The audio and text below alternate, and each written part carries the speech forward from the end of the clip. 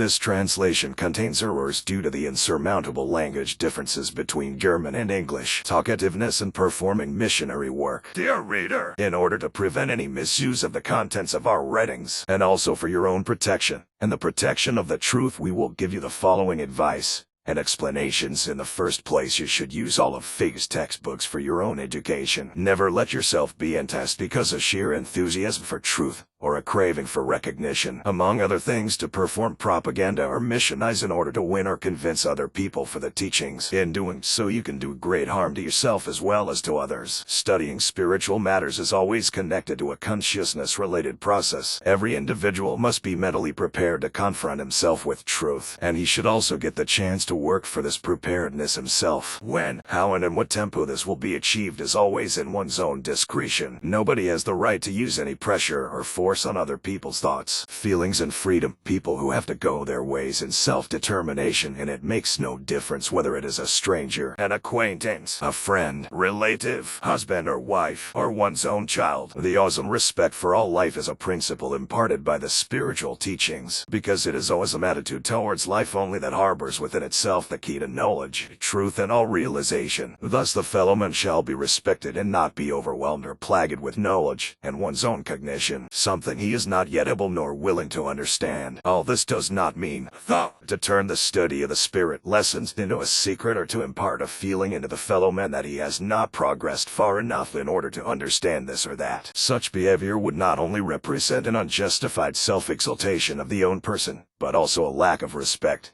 and awe for another individual. Likewise, one should always bear in mind that one isn't all-knowing, and that one's own understanding of the spiritual teachings is always more or less limited. Thus, every individual should be critical of himself and not chatter about those things within the teachings that, basically, aren't really understood. It should be considered by everyone that oneself and the fellow men are led astray with half or false truth, and because of this, the path to and the finding of truth is impeded. Of course, no person shall hide his light under a bushel, and if an information is necessary or appropriate, or if interested people ask questions, then obviously they can get explanations within reasonable limits and according to one's best skill and abilities. Consequently, if one is talking about the spiritual teachings, it shall always be in a general manner and according to one's own understanding. Talking about all cognitions, assumptions that, right from the start, shall be avoided through unnecessary, careless, and uncontrolled talk about concerns regarding the spiritual teachings in FIGU, internal, at home, or with friends, acquaintances, or at the job. One isn't only often risking the job, but also the relations to closely connected persons. Experience has shown that the general understanding towards the spiritual teachings is still very rare. This lack of understanding can even lead to the breakup of relations between close friends, because differences, quarrel, and discord may arise. The whole matter will even be worsened if there is the attempt, at all costs, to force one's own opinion upon the other person. We are neither members of a secret society nor babbling missionaries, but human beings who, in the first place, are striving to open our eyes ourselves.